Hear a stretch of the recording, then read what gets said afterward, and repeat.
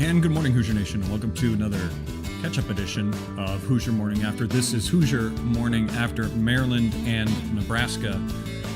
After two games that we missed to cover for you here on Hoosier Morning After, your Indiana Hoosiers now, currently, as we stand today, it is Monday, the 12th day of the new year, 2026. How you doing on writing the date? How many times have you written 25 instead of 26? I think I'm 0 for 2 right now on writing that easily.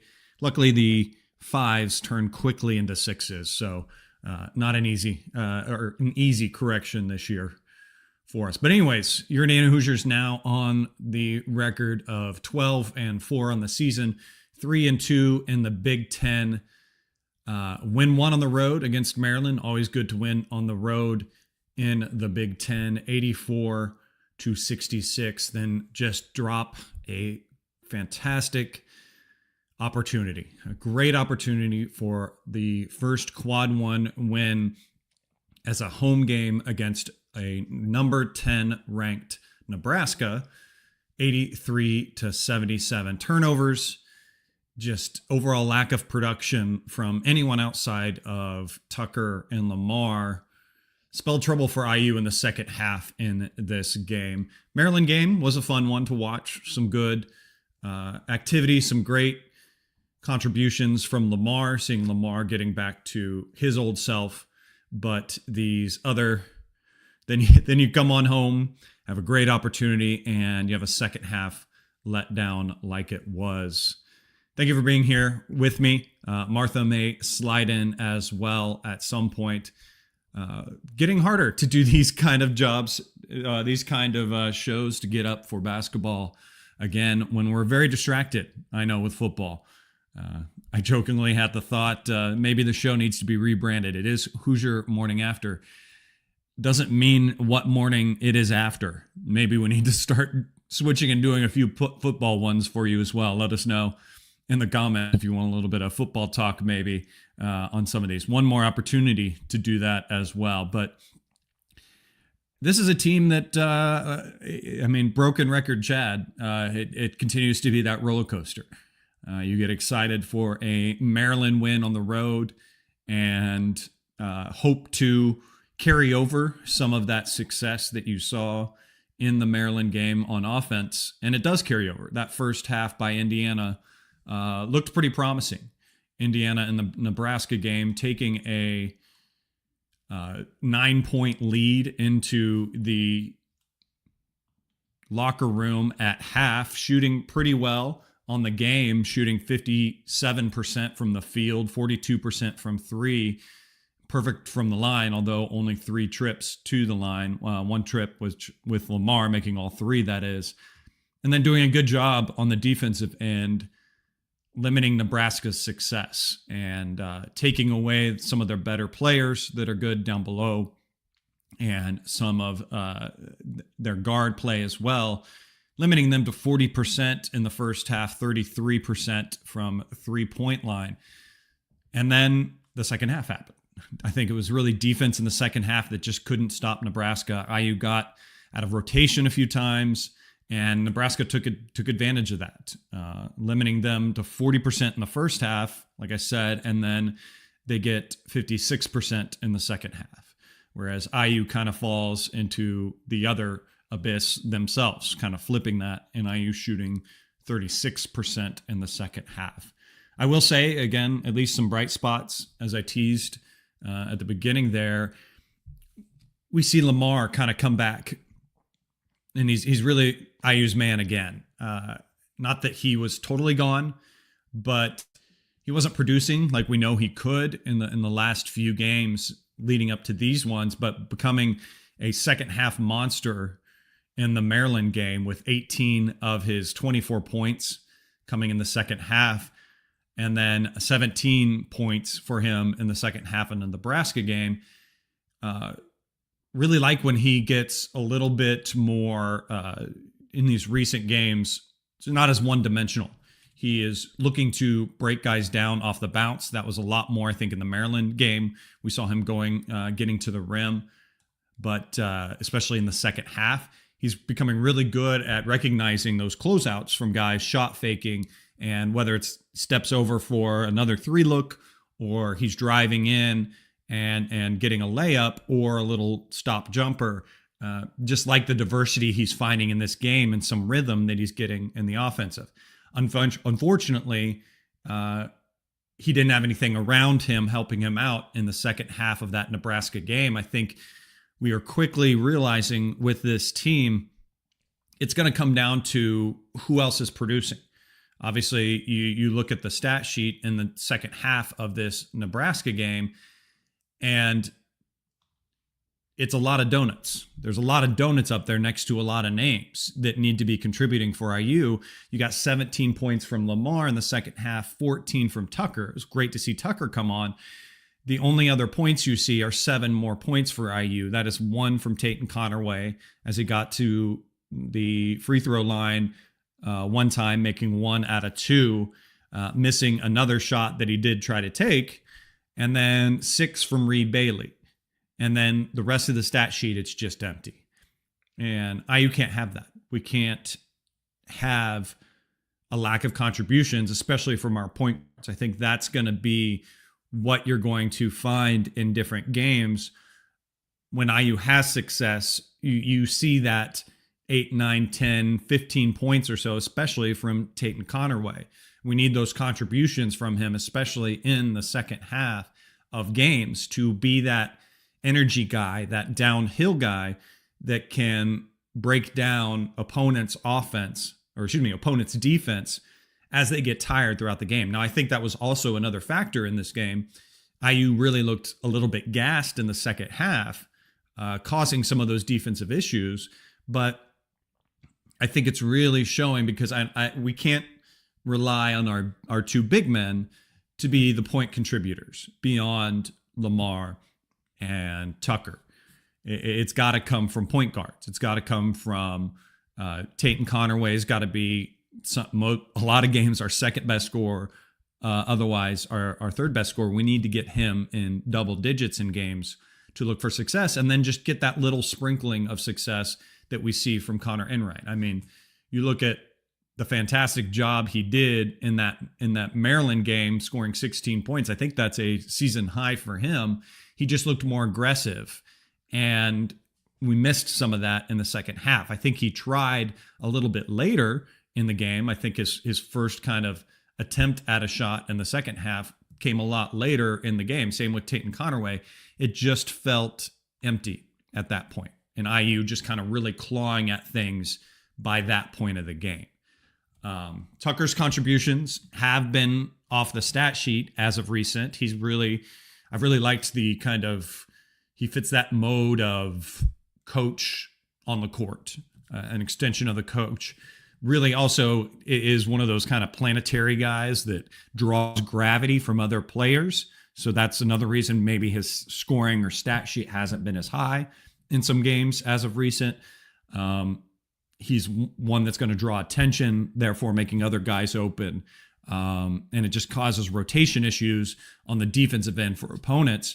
So in the Nebraska game, his scoring showed up in the second half. Thank goodness, it would have been a little pretty messy, scoring 14 of his 17 points in that second half.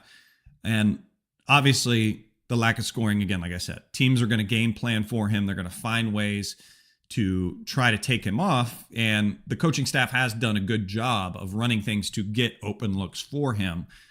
He has just struggled at times to try to make those shots, to try to get those to go down for him. I think the big guys as well for Indiana, just kind of in that second half of the Nebraska game, not exactly showing up, getting only the 6 that you got from Reed Bailey, and Alexis just, I think, struggled 3 minutes for him. Obviously, couldn't really handle situations in this game. So I think that caused a little bit of issues, obviously, for Indiana in this one. And then not being able to find any rhythm for Trent Sicily. Trent, I think, is that extra kind of spice on top of the steak after it's done cooking. You get Lamar and you get Tucker and you get Tatum to kind of get going. And then teams are kind of looking at those guys. And then you get Trent Sicily, where he can slide in and have games like he did a couple games ago, where he had that little 10-point scoring run in the middle of the second half.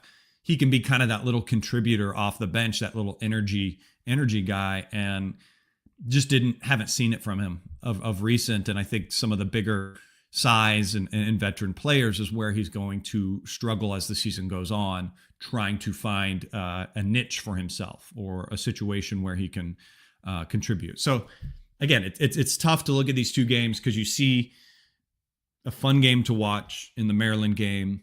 I would say three fun halves of Indiana basketball to watch, and then one half that just kind of makes you want to turn it off. Frustrates you with everything else going on in the IU athletic sphere. It's hard to not turn that off. It's hard to try to pay attention and find the interest, honestly. I mean, you're preaching to the choir in that. It's tough to get up and podcast and talk about that to you guys. So I want to stay positive as best I can, obviously. If you rewind back to last year, I try to be that hope guy for this program. I try to be hopeful in the future and everything that's going on. And I don't want to get into that doom and gloom hope situation as well, because again, I think it's just the roller coaster that this team is going to be for Indiana. That's going to have some ups and downs. And these two games show that. And it is just where we sit with this program, with the talent that we have. And I think that the coaching staff is doing their best to try to maximize what they can get out of these guys. And we are going to hit walls like this. And it just feels weird, obviously. It's the twilight zone to be talking about a Nebraska team in basketball that's this good.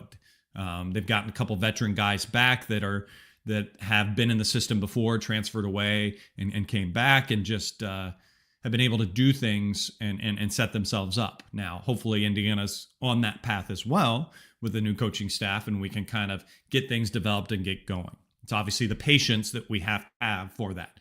And thank goodness we've got football on the other side that's helping to distract from that and keep our eyes looking that way. Looking at a few of the stats in this game, mostly looking at Nebraska, I will say assists to turnovers weren't obviously the greatest in this. 6 assists to 7 turnovers in the second half. That had a lot to do with it.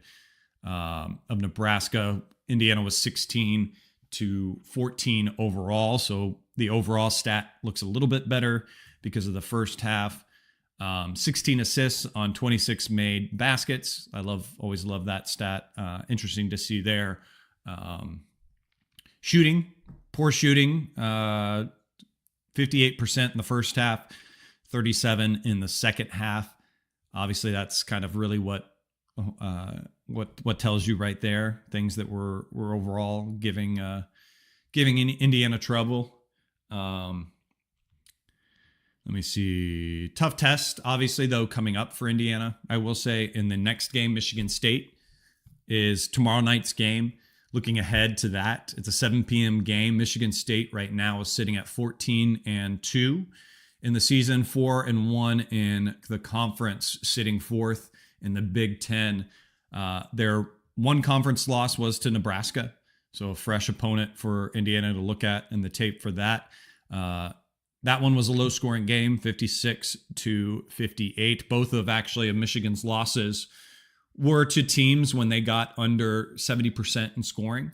So that's going to be a big key for this one, to see what kind of defense Indiana can get together for these games. Hopefully we see a little bit better. It's tough to go to Michigan State. It's a tough place to play. They are having success right now, so the students are going to be out for them.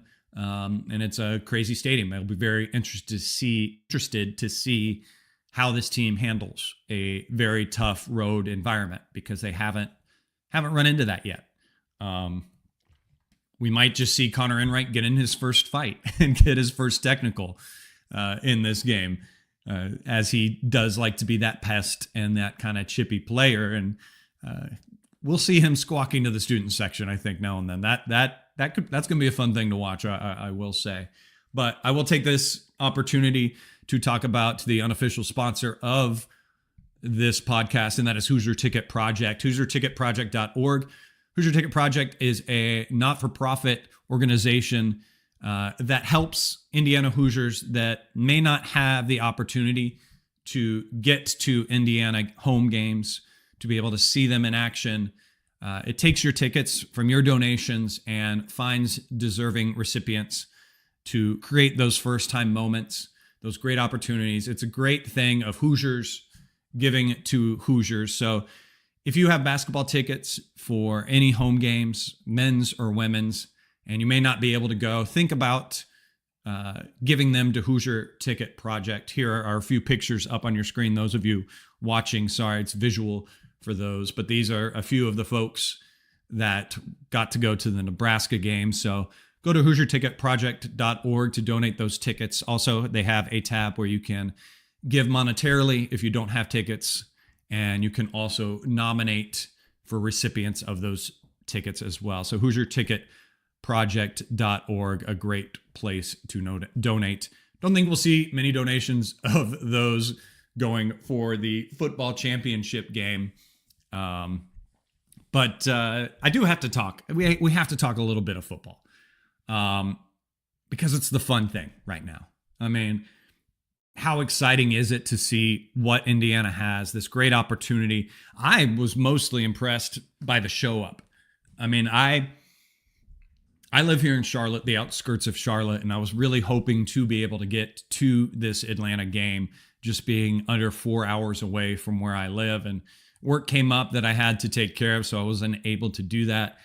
But what a showing by Indiana Hoosiers. And I kind of, you knew this was going to happen. And personally as well, like I had no doubt in this. I think it was 2 or 3 years ago when Indiana played in Las Vegas against Arizona for basketball.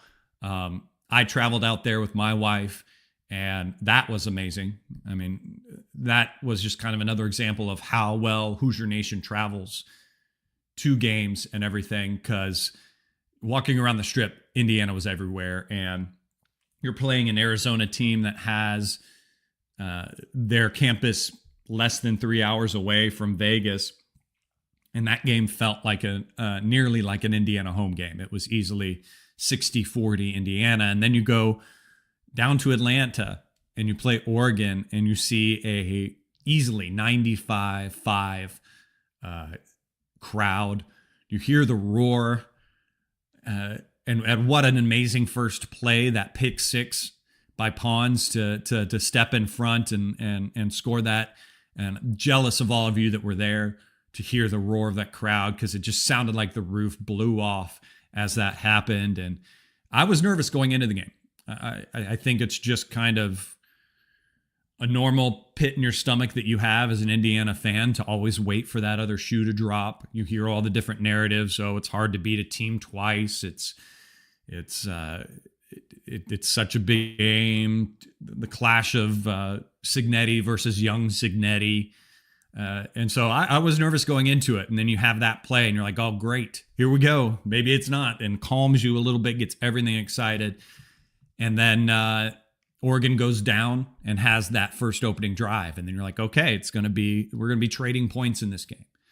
Indiana gets the ball and goes down on a perfect drive themselves. And then the mistakes by Oregon happen. The stops on the defensive end. And it just is a fun ride from there. So exciting to see what this team is doing and watching it as well. And my daughter's been getting to become a fan recently, so she's really been enjoying watching games with me and everything. And that's so fun to watch and be a part of and see that fandom get ignited in your child. So we're so excited. I'm actually leaving on Thursday to drive down to Miami. I'm going down for a wedding. I was always going to be down there this weekend, and as luck would have it, they make it to the game. I was nervous to share this fact with you guys on the podcast because I didn't want to jinx it again. That hesitation as an Indiana fan to not say things before they come, but as luck will have it as well, we have a family friend that has one ticket available, so I'll be able to go to the game. So if you see me out there, come up, say, hey, I'm going to bring some Hoosier morning after stickers with me as well. So I'll have those to pass out. So I'll be there at the game, walking around. Let me know, though, if you do have. We had access to more tickets, and my parents were going to be able to come, and my sister was going to come down too, and maybe my wife was going to go with me. But sadly, 5 tickets that we had available quickly dwindled down just to 1 being able to go. So if you're an alumni and you have some tickets at face value, I will say that secondhand market is crazy. Reach out to me because I'd love to be able to get my parents down there to this game and everything. So you can find me on Twitter easily at General Chadwick. DM me and hopefully we can do that. But so exciting to be able to go down there and be a part of it, walk around, being part of that environment and everything, being remote like I am, living 10 plus hours away from campus now.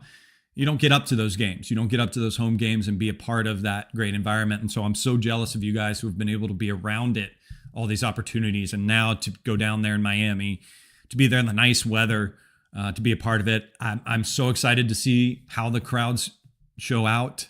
I still think it's going to be a pro Indiana crowd. Indiana's just got the fan base advantage with Miami sitting at about 200. I heard 200,000 current alive alumni base to Indiana's 800,000 fan base. So that alongside with just all the townies, all the just fans and extra stuff, it's going to be interesting to see.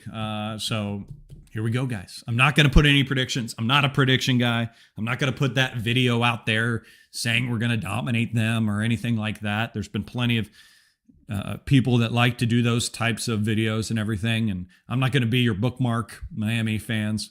So we'll just see. I just hope it's a competitive game. I hope it's a fun one. I know the coaching staff's going to get these guys ready for it. They're going to get them up for it. They're planning, they're drilling things right now. I just hope everyone stays healthy. I hope everyone has good practices. Anyone that is a little injured or anything right now, having that they maybe tweaked, because we did see a few guys that had some injury concerns, Becker, Kamara, that went down a little bit in that Oregon game. I've heard decent enough reports right now, knock on wood, that they are doing okay. So no concerns, at least there. But excited to have this week, excited to get the build up. We'll have one more episode of Hoosier Morning after this Michigan State game. Maybe we'll talk a little bit more. We'll get Martha on for that one, and we'll talk a little bit more about the football leading up to that. Just excited to be running errands this week, driving around, listening to all the great stuff that Galen's going to get going and Crimson Cast and everything like that. Hope to see him out there as well. So great time to be a Hoosier. Great time for Indiana basketball to struggle to find their footing and get things going. So we will just see how things move on from there. But that will do it, at least for this edition of Hoosier Morning After. Thank you for being here with me, guys. And follow me on Twitter at General Chadwick to find out more information about the show, and follow me along. I'll put out videos and fun stuff as I go along down there in Miami. And maybe we can meet up. Say hey if you see me out there. But we'll be back again the morning after next show. I think that should be a Wednesday morning show. We'll see you guys then. Until then, guys, go out there, have yourselves a very wonderful Monday morning. And as always, let's go Hoosiers.